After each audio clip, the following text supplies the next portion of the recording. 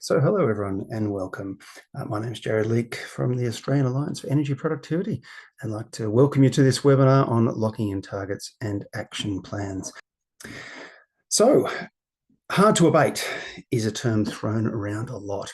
And apart from some energy efficiency measures, I'm not aware of too many decarbonisation projects which are easy, which is probably why the most common challenge for sustainability managers that we hear is, how do I make the business case for decarbonisation? So with that in mind, we have designed a 4-part webinar series on making the business case to help sustainability managers and energy leads make a stronger business case for decarbonisation projects and to bring senior management and boards along for the journey. The other question I get a lot is, which companies are actually investing in decarbonisation and why? So why are some companies moving and some not? And the answer is usually not about technology or cost. It usually comes down to targets. The ones that they set, the ones their customers or investors expect, and the ones coming through policy. So with that, we have designed, we have this 4-part series to help you make the business case. We're going to explore setting targets, building a decarbonisation roadmap, the ROI game changers, and finally access to green finance. We'll hear from experts that live this every day and have done it already. So let's dive in and hope you stay with us for the entire series as we unpack how to turn ambition into action. Today is all about setting targets, and joining me is Alison Reeve from Grattan Institute on how the CCA's 2035 target could shape policy direction. We have Lisa Zembrodt joining us from Schneider Electric on locking in targets and action plans, and Sarah Collier from the Australian Food and Grocery Council on simplifying reporting on those targets across supply chains. Our first speaker today is Alison Reeve. She's the Energy and Climate Director from the Grattan Institute. Alison's been on the forefront of energy policy development and assessment for many years, having observed many different new policies on energy being implemented and their impacts. So I couldn't think of anyone more perfect to take us through the Climate Change Authority's recently released 2035 targets and speculate and talk about some policy implications that may possibly flow from that. Alison, I'll get you to share your screen and take us through your presentation. Thank you very much, Jared, and thank you for having me, everybody. It's really good to be here with you. And I'll just acknowledge that I'm on Ngunnawal country today, and I pay my respects to the Indigenous people of this region. So my job today is to put a little bit of context around the emissions targets and also what that means from the perspective of energy and also for policy. So I thought I'd just start with the overall picture of what it looks like to get to our economy-wide target. So emissions at the moment are sitting at about 28 to 30% below 2005 levels. So they have dropped a lot since 2005. But as you can see from this chart, we've been in a little bit of a flat line since sort of 2022. That is partly because there was quite a steep drop to do with COVID, and we've come back up from that. So there's sort of been a down and an up. But it's also because emissions reductions in the electricity sector have stalled, and that's because of the policy that's in place to underwrite new generation in that sector is actually creating a lot of delays of people waiting for auctions, waiting for renewable energy zones, waiting for transmission and so on. And that flat line is expected to continue out to about 2027, and then there'll be another drop when hopefully a bunch of large wind farms and solar farms and so on come online, and we drop down and we hit our 2030 target of being 43% below 2005 levels. The thing is that after that, we need to keep going. So the 2035 target range, which the government has adopted and which was on the advice of the Climate Change Authority, is to get our emissions down from 43% below 2005 levels to 62 to 70% below 2005 levels. And what you can see from the picture here is that that means that that really steep drop between sort of 2027 and 2030 has to become the norm for probably about eight to 10 years. And I've just put on the right-hand side of the slide here the annual rate of emissions reduction that we've achieved over the years for our associated with our different climate targets. So our Kyoto period target, which went from 2008 to 2012, we managed to get on average 14 million tonnes out of our economy every year. The vast majority of that was because we stopped cutting down trees. Between 2020, also the 2020 target period, which is 2012 to 2020, we dropped back to around 10. Again, that was sort of a mix of land clearing, but also with reductions starting to come through in the electricity sector. Between 2020 and today, we've dropped back again to about 9 million tonnes a year. And what we need to do to get to 2030 is really accelerate and overtake that Kyoto period thing of getting about 15 million tonnes a year out. And then we need to start going a lot faster. And it's sort of when you also consider that over that period of time, our population is expected to grow and hopefully the economy keeps growing as well. You can see that that's actually quite a large challenge. We have to go a lot faster than we ever have before. And in some ways, we've done a lot of the easy stuff. You can only stop land clearing once. And you can only sort of change your electricity sector over once. And so we are having to shift into the other sectors, which are a little bit more difficult. This story is largely going to be about energy. Most of Australia's emissions come from energy, and at the moment, most of our energy emissions come from electricity. The story of transitioning electricity, I think, is all well known. We replace the coal generators and some of the gas with wind and solar. We keep a bit of gas for the backup and we build more storage. The next big chunks that are coming at us, though, are the transport sector. So to get the emissions down in our transport sector, that is largely a story of electrification. And that means we need to build a much larger electricity system, not just one where we've gotten rid of all of the coal. There's a chunk of emissions in fossil fuel extraction, so coal and also oil and gas. Those hopefully drop away because we stop using those fuels and people overseas stop using those fuels as well. There's a chunk in manufacturing, there's an amount that we use in buildings, and then there's a little sliver of just other random stuff that fits in there. Now, the sad story is that despite the big gains we've made in the electricity sector, if we look at overall energy emissions, they have only moved by 1% since 2005. And that is because those big gains that we made in electricity by building solar and wind and starting to close coal, it's been really offset by big growth in emissions in the oil and gas sector and also in the transport sector. There's also been a little bit of an increase in buildings. That's largely to do with population growth and a little bit of an uptick in coal mining. And so that's why this story is about energy. It is not just that we need to transform the electricity sector, but it's also that we've got a couple of sectors that are really pushing in the wrong direction that need to turn around and start reducing, and that a large part of that story is going to be a story around electrification. Now, this chart here, it's not the prettiest chart, but Treasury do not publish their data, so I couldn't turn it into a pretty chart for you.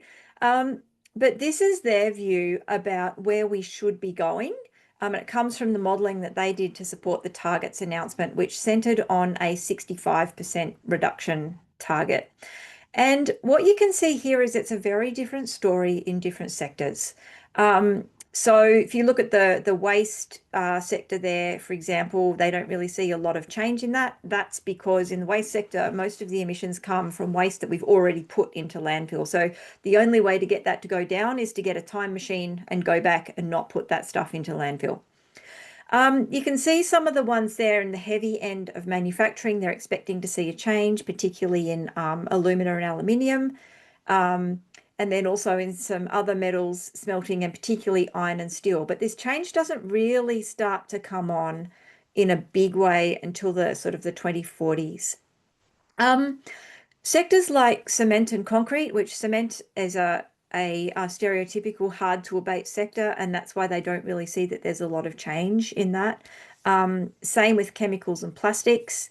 And then also when they say manufacturing here, there's a huge number of different things bundled into that. That is sort of everything from glass and pulp and paper through to data centers, textile manufacturing, furniture making, everything else. So there's a huge amount of detail that is hiding in that line that looks pretty flat. The Climate Change Authority, when they did their advice to government on the different pathways for sectors last year, had a slightly different view. I will warn you, there's slightly different sector definitions in here as well. I've tried to match them up as best they can. They did see some possibility to reduce emissions in the waste sector. They saw alumina and aluminium coming down a lot faster, but iron and steel taking longer. And also the possibility to squeeze some emissions out of the cement and concrete sector. They didn't have plastics and chemicals, they just looked at ammonia. And the drop-off in emissions that they see there is due to potentially bringing on a green hydrogen sector. It is also in part due to the fact, due to switching to importing ammonia rather than making it here. And then their definition of manufacturing has different things bundled into it to Treasury, and that's why it sort of seems to go up a little compared to what the Treasury numbers do. The thing that I think is hiding in those charts is that when we're looking across the industrial sector as a whole, we've got this mix between a large number of small emitters and a small number of large emitters. And you can see this in this chart that 90% of the overall emissions that were covered by the industrial sector plan, which the government released alongside the target, 90% of those come from just 5 sectors. The other 10% are bundled across, I did try to add it up, more than 85,000 firms.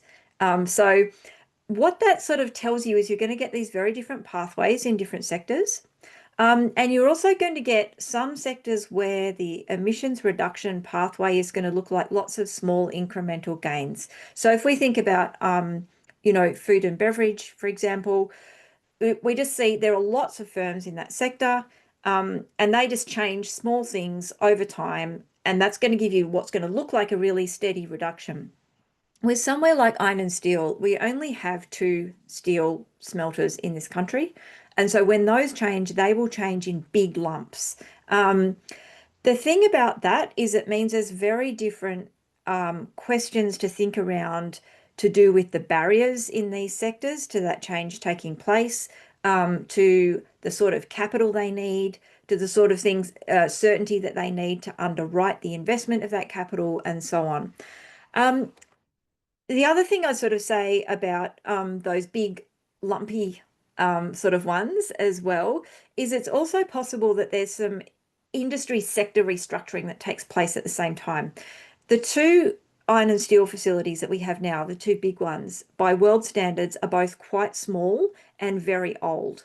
And so it is also possible that both of those will close, and that sector will become centered on new facilities that haven't been built yet. And so that's potentially the other side of this story as well, is about new facilities being built and old ones closing down rather than old ones transitioning across to do different things. Unfortunately, when they put the targets out and the industrial sector plan, the government did not give us a lot of information about possible policy direction, whether that's regulation or whether that's incentives. As some of you probably know, there's a $5 billion transition fund that's been created, but there's no detail yet as to how that will work. We know that the safeguard mechanism, which covers those larger facilities, will be reviewed next year, but we don't have a lot of direction about where that will go. And so, on the upside, that means that the field is wide open. If you've got policy asks, now would be the time to start pushing on them. But this map here is the way that we think about it in terms of all of the things that we would need to get a good transition in the industrial sector. And we sort of split them into 4 groups. There's one around technology and markets. So if we think back to this previous slide here, there are some groups in here who are waiting for their technology to be invented, or they really need it to go down a lot more R&D and commercialization before it can be used. But then we also need, you kind of need to get a continuum between people coming up with new things and then pulling those through into the real world and into mass deployment. And underneath that, you need really clear and predictable price signals about what people are going to be expected to pay for their emissions in order to underwrite that journey from the lab to the real world. There's some things that we need to do with people and places. So a lot of our industry is quite regionally focused, which means that the transition can have quite a pointed effect on a regional economy. There's also, because a lot of our industry is export focused, we also need to think about the role of diplomacy and supporting trade and exports, not just through the current turmoil at the moment from tariffs and that sort of stuff, but also thinking more broadly about getting a shift away from being a fossil fuel exporter and towards being an exporter of products that people value because they are made in a zero emissions economy. There's a lot of things that need to happen around system planning. As I was saying before, a lot of this is going to hang off the electricity sector. The electricity sector, the planning and governance and rules and that were set up for small incremental changes, not for a great big build to replace a lot of assets and then to keep building in order to create a bigger sector. So there's a lot more stuff that governments have to do to get a real integrated energy plan, one that properly captures trade-offs between gas and electricity, one that properly captures the spatial aspects of energy use. It can actually matter a lot where you use energy and when you use it, not just how much. And of course, as you're probably hearing from all directions, we need to speed that whole process up because there's a lot in the planning and regulatory space at the moment that is slowing down the deployment of those new assets. And then across all the top of it, we need some good governance. It's not really clear at the moment whose job it is within government, within whether that's state government or federal government to oversee this. And we also need more information about how we're going. A sort of a frustration of mine as someone who tries to do lots of lovely charts, like I showed you before, is that there is so little information available about the industrial sector compared to the residential sector. And that makes it very hard to forecast what the pathways should look like. And it also makes it very hard to make sensible policy recommendations because we do not have good information about who's using what energy, where, how long are they going to need it for, and what are they doing with it. Of course, the last things that you need for good policy is usually good luck and good timing. Sometimes things, they happen because of other events, they happen because, another country changes and so therefore we change. So all of that aspect will come into it as well. I'll stop there, but thank you very much for inviting me to be here today. And I'm looking forward to hearing people's questions. Alison, thank you so much. And if people have questions, please throw them in the Q&A. And we'll certainly get to those towards the end there. Now, Alison, hearing you on that data, we see this a big difference just across the ditch. We've done a boiler mapping exercise, but a lot of the data was enforced to say must be kept confidential. They did something similar in New Zealand, and a lot of companies were, yeah, you can be open with that, how much we're using, when and how. We could not put our finger on why the difference is, but gee, we're hearing you though. We say that extra data to understand who's using it and what have you, rather than having it locked away, would be nice. The other one I'll take away then is Illumina doing the heavy lifting to get because we're not just talking about net zero by 2030. There's a carbon budget here. We can't just do everything in 2049, so to say. But I will note that food and beverage, whilst being a small amount, can be done soon. So it can be done in the next 5 years or so, or 10. And in terms of a carbon budget, it can still have a pretty big impact, I'd suggest. Not sure if you've looked at any much of that, sort of how does that impact on the carbon budget and timing for what can be done at all?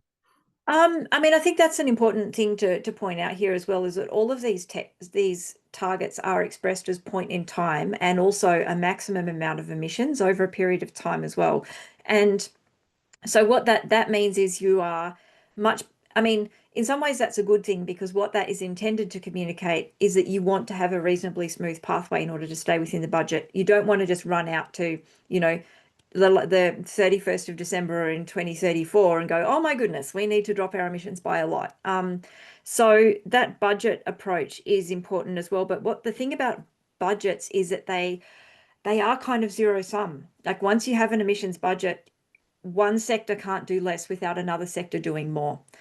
Sort of a bit of an iron law there as well. And I think that is the thing that is really coming now and is going to really change the story, is that we are now talking now about every sector having to do everything that it can. And even though there might be a timing aspect, like you're saying with food and beverage, some people going a little bit sooner than others, no one can actually be let off the hook anymore. Yeah, thank you. Okay, so high level, big picture, targets and what have you, what's coming down the line with these 2035 targets. We thought let's take it one step down. Let's get into a bit more detail here. And so we've invited Lisa Zembrodt, who is the Principal and Senior Director at Schneider's Advisory Services. She has done a fantastic presentation for us about 18 months ago on ASRS and what have you. So we thought who better to invite back to talk to us about setting targets and locking in those targets and actions within those such frameworks. Lisa, over to you. Thank you, Jared. And I would also like to acknowledge that I'm dialing in today from Wurundjeri lands here in Melbourne and pay my respects to elders past and present. You might be wondering, why is Schneider Electric talking to me about setting targets and writing action plans? Schneider Electric is well known as an energy technology company.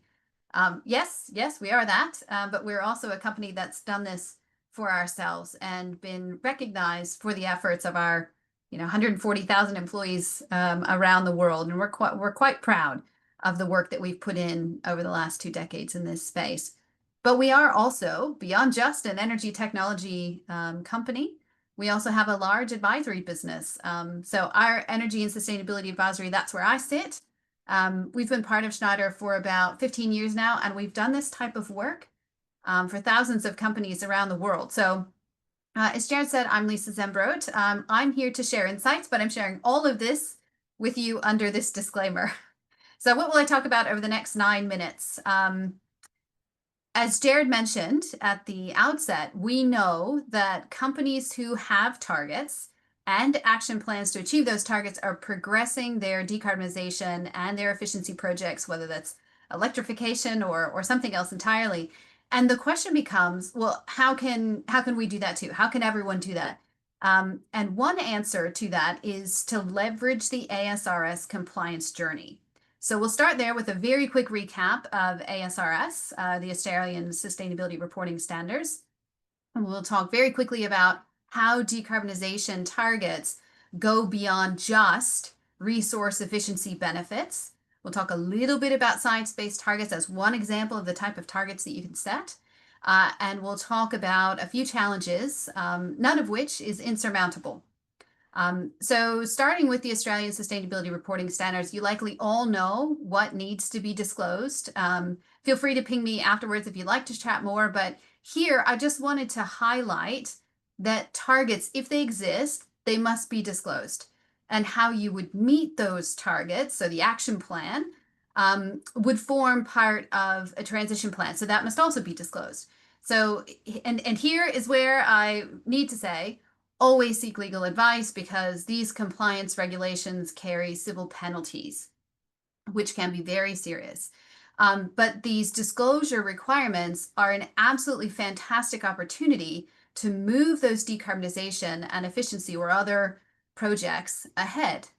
And why, you might ask? Well, that's because decarbonization projects achieve so much more than just resource efficiency, right? We can see here in this opportunity side. But that's often the lens that is used to assess decarbonization projects. It's often the lens that business case documents are written with. So strengthening the business case for your energy project should come from expanding that assessment criteria. So what we're looking at here is the framework under the Task Force on Climate-Related Financial Disclosures. And ASRS requires organizations to understand the climate-related risks and opportunities. And this framework is rather well known, but also very handy in getting that broad understanding. And that can give us that understanding of how the decarbonization and efficiency actions essentially can affect directly the financial outcomes in other ways beyond just this one element here of resource efficiency.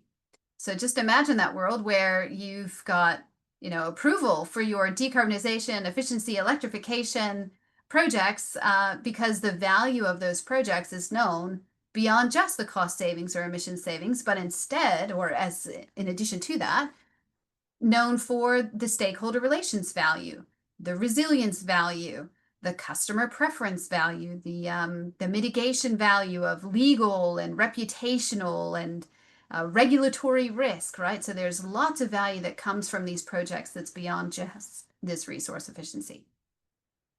Okay, so what kinds of targets should we set? Well, the Science Based Targets Initiative has defined what targets should be to meet the Paris Agreement, and we should all be looking to achieve that based on the fact that over 100, or I think it's 190 nations have signed up to the Paris Agreement. So as you can see now, there's about 11,000 companies around the world with validated commitments.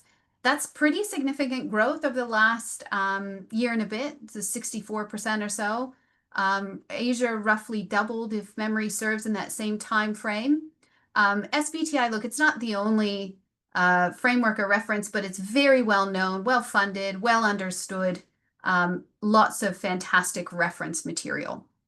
So why should you set science-based targets, or at the very least, science-aligned targets, even if you end up not having them validated by SBTI? Funny enough, the SBTI has just released, I think in the last week or so, their impact report. So it's not surprising, but it's really fantastic to see how the self-reported benefits of science-based targets are aligned back to that TCFD framework that we talked about before. So here you can see companies who have SBTI targets have stated they have seen reputational, strategic, financial, climate action progress benefits, resilience to regulatory change, and social resilience. So a fantastic suite of benefits come from having targets that are aligned to science or the Paris Agreement of keeping emissions or temperature rise to 1.5 degrees Celsius. And you're in good company here as well. So that's probably also worth mentioning. Jared, you'd mentioned a few food and bev companies here in Australia around the industry and its objectives and the ability it has to move the needle. There are several large and well-known global food companies that have science-based targets.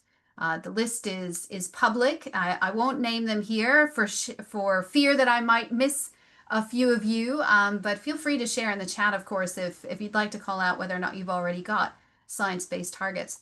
Okay, so what else should you know about setting science-based targets? Certainly more than I have time to tell you about in this very short few minutes, but instead what I'll do is I'll flip through these slides so that later you can watch the recording and pause on these slides and feel free to reach out with any questions that you might have. But there are near-term targets. These must cover Scope 1 and Scope 2, and they must be focused on absolute reduction aligned with 1.5C. If Scope 3 is more than 40% of your emissions, your targets must also cover Scope 3, but these don't have to be absolute reduction. They can be something else if you so desire. I will also note there's also sector decarbonization guidance that the SBTI has provided, and I'll touch on that in just a second.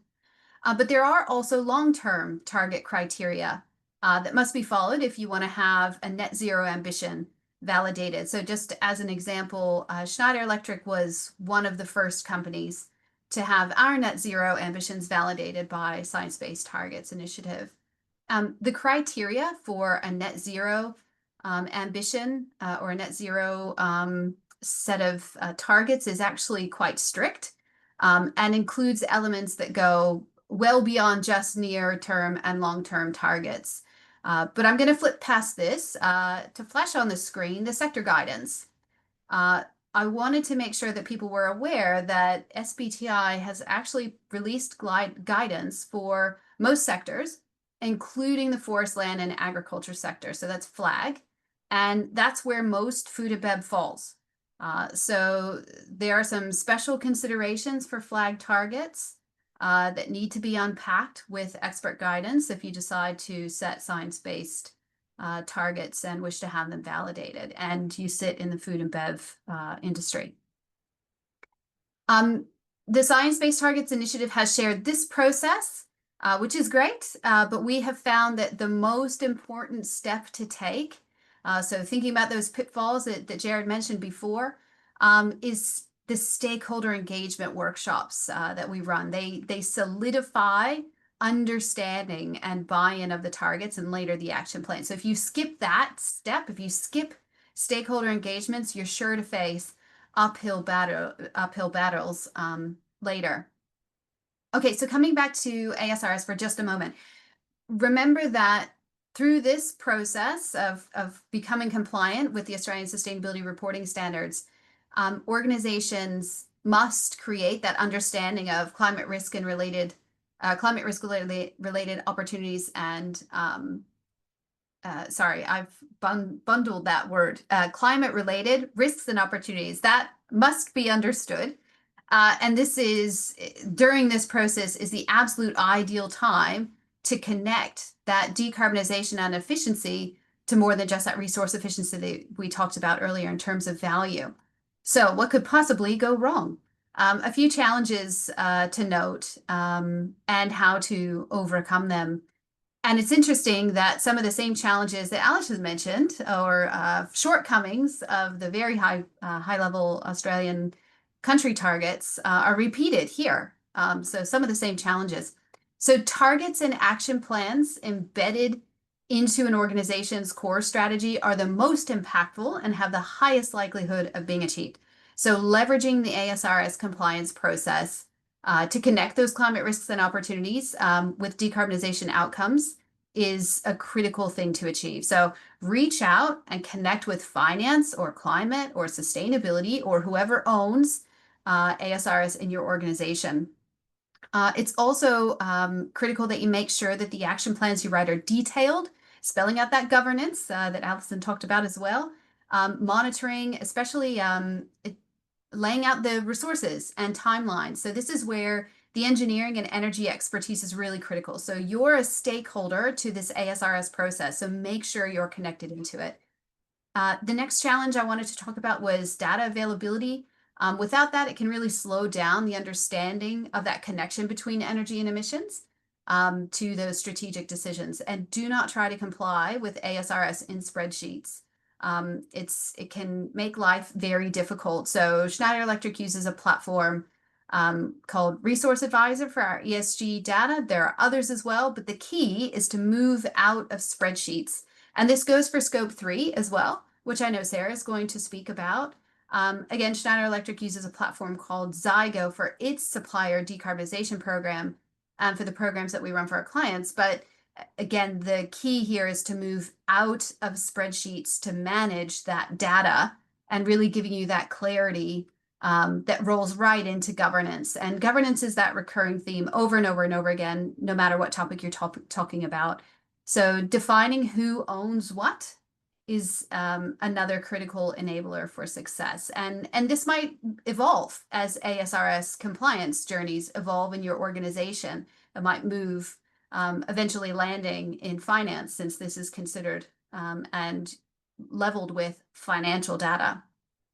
Okay, so to summarize, Jared, then in 10 seconds, the business case for your energy project is strengthened by connecting climate-related risks and opportunities to the project outcomes. So leverage that ASRS compliance journey to embed your projects in the strategic plans of the organizations. That's really the critical takeaway. So I have so much more to say, but I will leave it there, Jared, and hand it back to you. Thank you so much, Lisa. And that platform again was called Resource, what was that? Resource Advisor. Resource Advisor. Get away from spreadsheets. Loud and clear. Gotcha there. Thank you. We did have a question come through, and I thought let's take this straight up. And it's about greenwashing and the idea that possibly SBTI has been a platform for greenwashing. Just wanted to get your thoughts or commentary on that one. Yes, greenwashing is tricky and absolutely something that is best answered by a lawyer to make sure that you've complied with all of the individual requirements and regulation in your region. The way I like to think about greenwashing is making sure that you've got very clear targets, very clear plan of how you're going to achieve those targets, and that you're actually taking action against those. Any bit of that that's missing is you're probably not true to your word. But this is a very nuanced space with more than just greenwashing being an issue, more than that. So happy to take that one offline and chat a bit more. Yeah, a bit further. Thank you.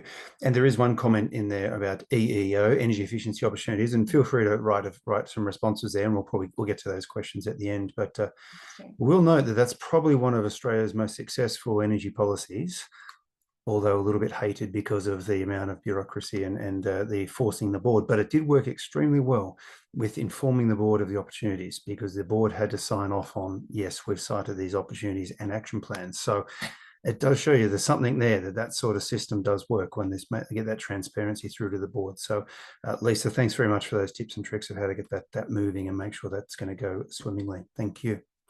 Okay, so let's go down another level into the rabbit warren now, and we talked about food and beverage companies, and a lot of them are setting these targets and what have you.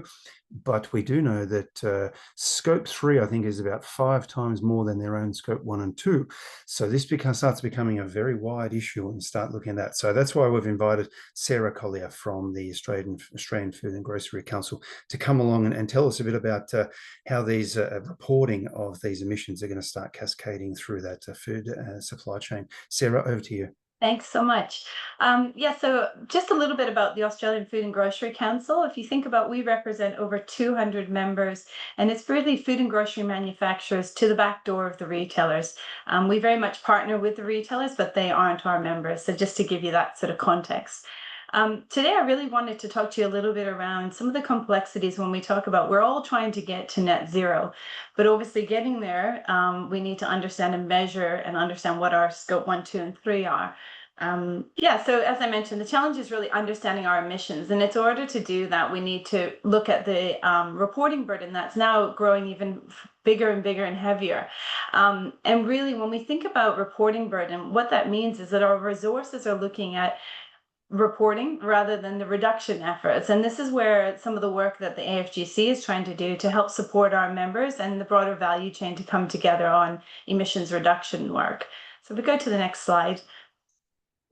So I wanted to sort of give you a bit of a picture of the real world challenge. Let's take a dairy farmer. Imagine you come home from a day's work, and you are also all of a sudden faced with a number of requests for different data in different sets into different systems. And that data then goes up the value chain to the dairy producers. And the same thing's happening for them, where our manufacturers, our food and grocery manufacturers, are requesting all sorts of different information, different boundaries into different systems. And then from there, our food and grocery manufacturers are then reporting into whether it's CRFD and ASRS, or through to retailers. And we have, Coles, Woolworths, Aldi, Metcash, and others. You've got business to business reporting requirements. You've got quick service restaurants, food service. And then if you're a multinational, you have the fun job of repurposing that data into your multinationals requirements. And then from there, your customers and end reporters are also into other jurisdictions reporting into mandatory climate disclosures.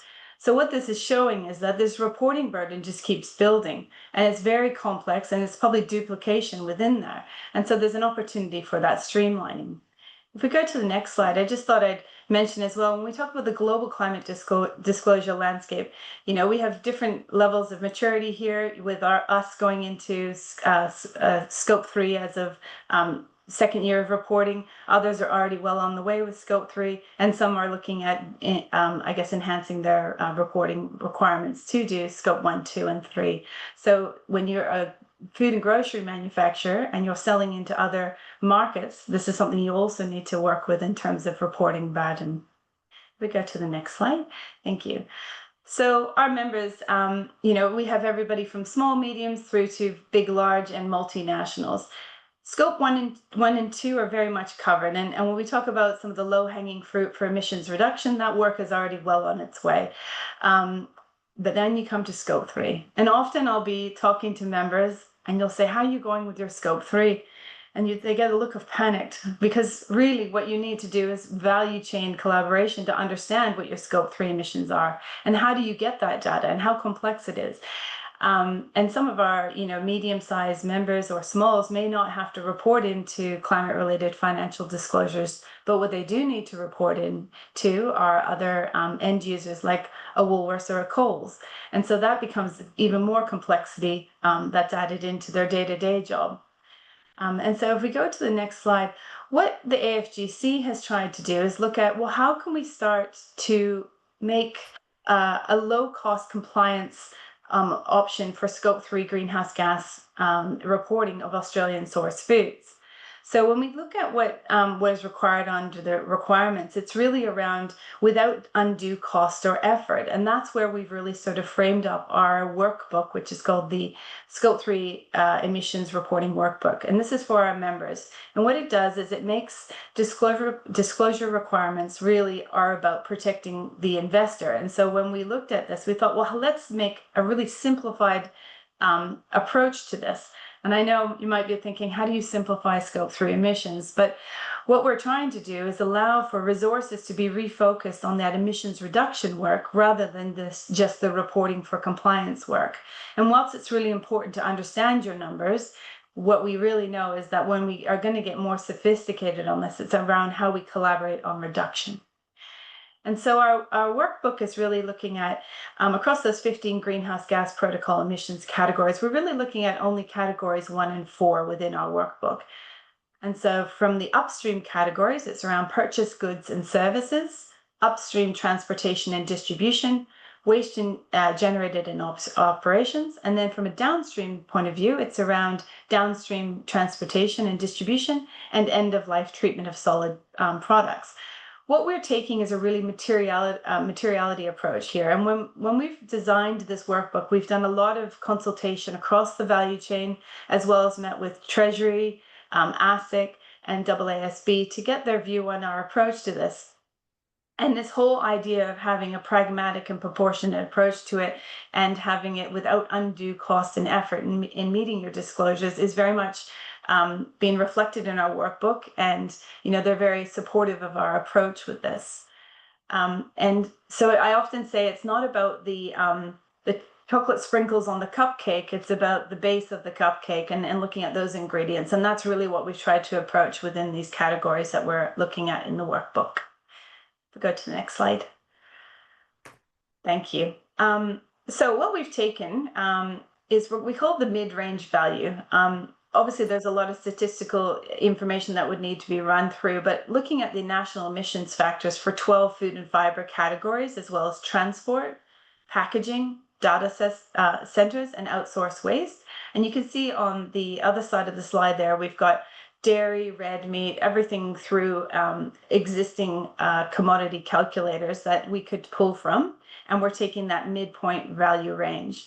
And if we go to the next slide, essentially what the purpose is around filling some of those Scope 3 gaps. So yes, it will help you with meeting your mandatory climate-related financial disclosures. It will absolutely help you with some of your reporting into your end customers, and we're working very closely with the retailers now to take them through our workbook and making sure we can collaborate on that. You've heard a bit about science-based targets. This isn't going to be the tick box for that, and it's also not going to do the clean energy regulator requirements there.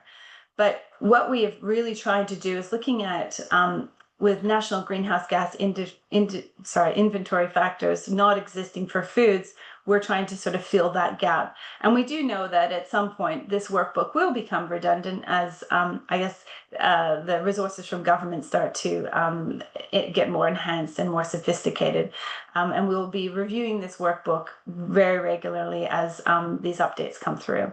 And so as I mentioned, just one back. We have worked within our workbook to take resources that are existing, and what we're trying not to do here is recreate something.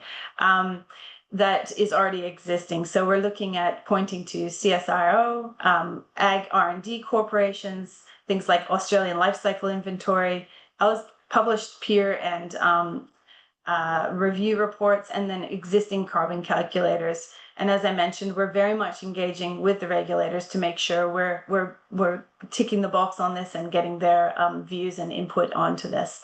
Obviously, within that workbook, we've got all of the limitations for data usage and some good legal coverage as well there. And if we go to the next slide, thank you. So in terms of our members, when they're looking at this workbook, I guess the first part of how they're going to use it. So I guess the first part is around identifying their purchased goods and services within their business. And then it's a case of ranking them based on expenditure in that relevant reporting year. And then working that largest to smallest, and we talked about that materiality, identifying the quantity purchased in the reporting period. And then it's around multiplying each quantity by the relevant factor within the workbook. And of course, checking your units to make sure they're like for like. So essentially, the Scope 3 report is equaling the quantity purchased by the emissions factor. Thank you.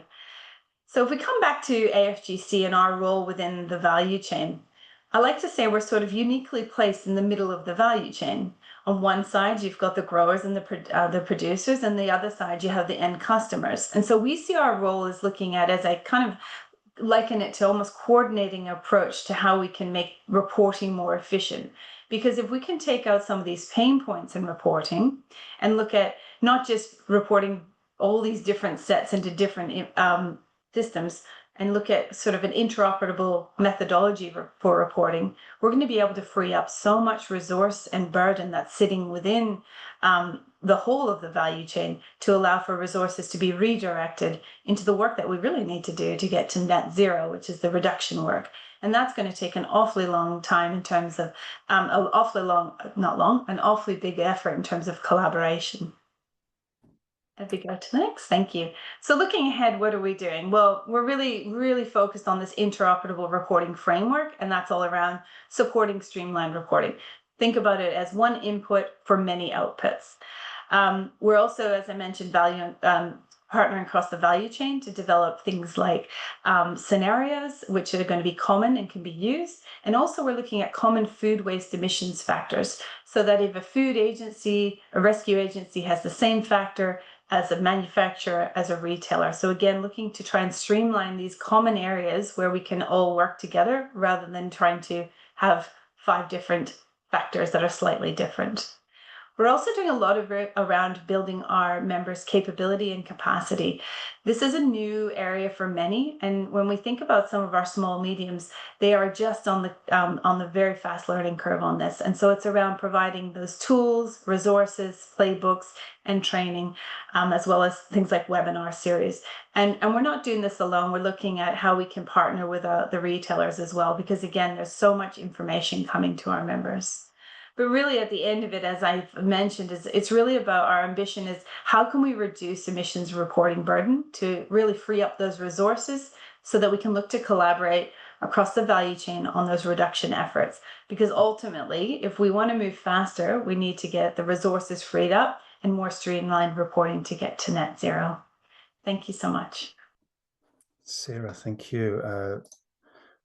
Excellent series of activities for the AFGC to be doing. Really help everybody.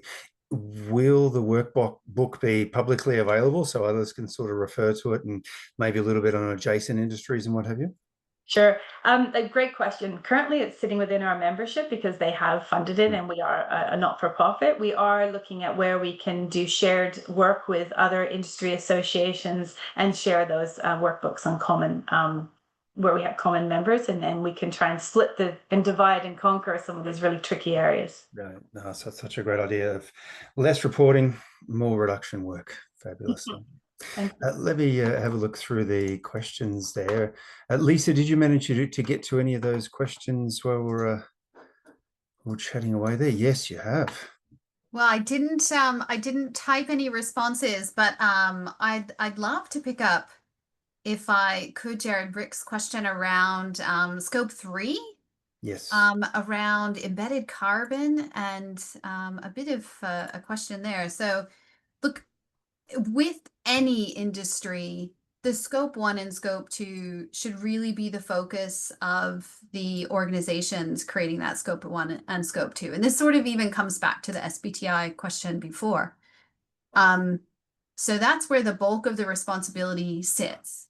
But there's likely a recognition, and as Sarah has just talked about, a need to work across a full value chain to achieve what needs to be achieved to enable those scope 1 and scope 2. So for example, when some things require a technology shift, or when the change in technology is more expensive, there needs to be a recognition within the value chain. And that's why working together is so critical to ensure that scope 1 and scope 2, the organizations that hold those, can eliminate those emissions and not offset them. Again, coming back to the earlier question. And that's the critical thing. So I just wanted to note that it does rely on collaboration across a full value chain, but the responsibility needs to sit in the drive, needs to come from those who own the scope 1 and scope 2. Yeah, gotcha. Thanks, Lisa. And another question there in the chat, we'll get to in a minute from Kate McNichol about reaching board members and what have you. But I'd like to throw to Alison on a question here from Mark about safeguard review. Just if you had some thoughts on there. While we've got you, Alison, we've got to get your opinion on this one. You know, expanded reach, acceleration. How to put pressure on those sectors that can actually move quickly. Any thoughts on that? Yeah, I think the question of expanded reach is an interesting one. It's definitely our view that we should be thinking of putting it into the electricity sector because we've still got that great big chunk of emissions in there. But it is when you start to think about the threshold of participation in the safeguard, when you start dropping that, you start to pick up a much greater diversity of firms. And this sort of goes to what Sarah was just talking about. For each type of firm that's in the safeguard needs to have a production variable. It needs a measurement of the emissions intensity of its production. And when you start to get into more and more and more diversity, you have to have more and more and more variables, which greatly increases the complexity of the scheme. If, you know, to the extent that, I mean, it's great to hear what Food and Grocery Council are doing on that, because I was otherwise looking at that sector and going, I do not want to get into a debate about whether tinned peaches and tinned apricots are sufficiently different to need different production variables. But that's potentially sort of where you end up. The other potential way to get greater exposure to paying a carbon price effectively for different sectors is to think about whether some of the responsibility can move upstream. So whether you make gas producers responsible for the emissions of their customers. That's how the New Zealand emissions trading scheme works. So if you're a fuel importer, you're responsible for all of the emissions from that fuel being burnt in New Zealand. So there's also things that you can do like that reduce the emissions, the administrative complexity, but give you greater coverage across the economy. Yeah, I like it. Let's get some of these the suppliers on the line involved as well. Sarah, did you have some thoughts on that as well? Since we are probably talking that if you go beyond the current 215 or so sites, the next 300 or 400, there's going to be a lot of food and beverage involved there. Yep, absolutely. The one thing I was just going to say about, I saw a question about the mid-range value. What I will say is we've created our workbook to help those members who don't have any granular data, and some of our larger members, absolutely. We're saying if you have a better number or a more rigorous number, then do use that for your scope 3 emissions. But yeah, I think in terms of the workbook and the complexities there, I think we're trying to remember that the CRFD is not about emissions reduction. It's about transparency for shareholders. And so where we think that workbook, we're trying to make sure that it's not overly complicated so that we can get those resources moved off into where they need to focus in the reduction work. Gotcha. Yeah, I think that'll move things forward. I'll put my vote in for not expanding safeguard to food and beverage. Far too complex for them. Alison, another one for you on renewable gas. Any thoughts on the future here in the quest to save industry and the costs for electrification? Yeah, renewable gas is going to have a role, but I think it's going to be a niche role. It's not going to replace all of the places that we use gas at the moment, because even though the cost of electrification the upfront cost of it is high. For lots of users, they're going to find that the overall cost will be lower than staying on gas. The other thing about renewable gas is that there'll be a lot of competition for the feedstock for it. So there are other forms of biofuels that other hard to abate sectors want to have. So aviation is one. Really long distance trucking is another one. And so there's going to be a lot of competition for the feedstock to make the renewable gas. The other thing about a lot of that feedstock is it's a waste stream from another industry, and that means it can only ever grow as fast as that industry. So if your renewable gas is coming, say, from sewage treatment plants, you will only be able to get more gas if you get bigger sewage treatment plants treating more sewage, which means basically you're linked to population growth. And so for all of those reasons, renewable gas is going to be something that will be kind of rare and precious and only there for the people who genuinely don't have another alternative. I don't see it being a widespread just drop-in replacement for natural gas. Yeah, I'd say we're normally 100% aligned. Well, I'm going to take a slightly different view on that one, Alison, to say, well, we've got a lot of landfill gas that I'll say we're wasting right now. True. That's Yeah, we're renewable burning gas, it. Yep. wasting it and burning it, and a lot goes up the stack when you're trying to create electricity. I'll say that there's something there about renewable gas that makes it circular. When you get the digestate coming from that, going back to the fields, potentially increasing yield and giving you more biomass to work with. We think, and we put this in our feedstock strategy submission last week, that there's something there. There's still some really good potential, especially when you look at the total value stack. So we'll see. We'll be following that one. But there's so much change happening. And so much with technology and whatever. You just don't know exactly where this is all going to end up. And I'll say we just can't be. We need to be technology agnostic. We can't just pick winners and say send it all down for SAF or low carbon liquid fuels. We've got to let the markets decide, I'd suggest. Good. Lots of questions coming through. We are coming a little bit to the end. Lisa, anything stand out that you've gone through that you'd like to answer before we look at closing off? Yeah, there's a question around an internal carbon price. Look, the short answer is it's a pretty useful tool if you can get your company to put one in. It's a great way to measure out projects against each other. Yeah, short answer. That'll do it. Maybe I'll take one on transport. We're certainly seeing how transport may overtake out one of our favourites as renewable heating for the potential to decarbonise. And Sarah, I don't know if you're seeing much on the potential to reduce emissions through freight transport. It does seem to be taking off very, very quickly with the reduction of battery prices and new trucks coming online. Yeah, I know that in terms of the truck side of the electrification, there were some issues around the road rules around some of the trucks coming in from Europe, and our supply chain were like, how are we going to do this? So I think there's absolutely, that's now sort of, I think, fixed, and the investment in transport, remembering a lot of the distributions are shared distributions. So there's that opportunity as well for looking at, backhauling, et cetera, so that you don't just start shipping around and that air. And there's a lot of work being done across supply chains on that. But I think definitely that electrification of vehicles is huge and certainly starting to pick up, and you can see that investment happening. Yeah, gotcha. Very good. Maybe we squeeze in another. That we've got a question there from Nick. The risk disclosure requirements are acting as a disincentive for people to develop targets and transition plans. Maybe that's one for you, Lisa. There. Yeah, I was trying to understand that one. I'd love to chat afterwards on that to get a better understanding of what you're seeing, Nick, that brings that disincentive. Other than the fact that perhaps it's disclosed.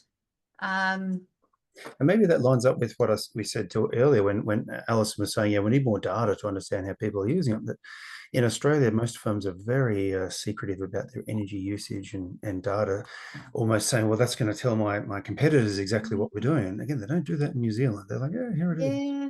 It's interesting, like there's quite a bit of data that gets released under Angers already. Yeah, I feel like the benefits of providing your targets to market outweigh the potential downfall. We've seen it time and time again, from customer requests to investor requests to stakeholder requests to social license to operate, to regulatory requirements. So it just feels like the market more and more is moving that direction. So I can see from the perspective of a fear of compliance and the penalties that come. And coming back to that greenwashing question, fear that someone might be accused of greenwashing. But I think overall the benefits outweigh if you do it correctly and with good data. Data. Love the data. Perfect. Thank you so much, Lisa. Well, I think we'll wrap things up there. They've just gone a little bit over time. So to Alison, Lisa, and Sarah, thank you so much for your presentations today and your insights. Really, really valuable. And I think it really sets the scene well for building the business case over this next few weeks that we're going to be doing these webinars, really getting that good context of how these target setting are going to play out over the next few years. So thank you, Alison, Lisa, and Sarah. Thank you so much. Going forward, yes, next week we have looking at developing roadmaps. So we will have people from Sugar Australia and someone from the beverage industry and someone from GHD as well, telling us about how to build roadmaps. They've been there, they've done it, they understand the pitfalls, and if they were ever going to do their time again on these building roadmaps, they'll give you all the lessons learned. Now, after that, we're going to dive into return on investment game changers. So what are the big levers that allow you to make the changes and get them right from the start, grants, incentives, and what have you. And then finally, we're going to look at securing finance, green finance, and have the likes of CEFC coming to tell us what's available and what their plans are. So please do join us for that in coming weeks. If you want more A2EP, grab us on LinkedIn. We're always sharing the best of articles in energy and decarbonisation to give you all the right insights. So follow us on there. But thank you once again to our speakers, and thank you for joining us this afternoon. And we hope to see you in the next coming week at our next round of webinars. Thank you all, and have a nice afternoon.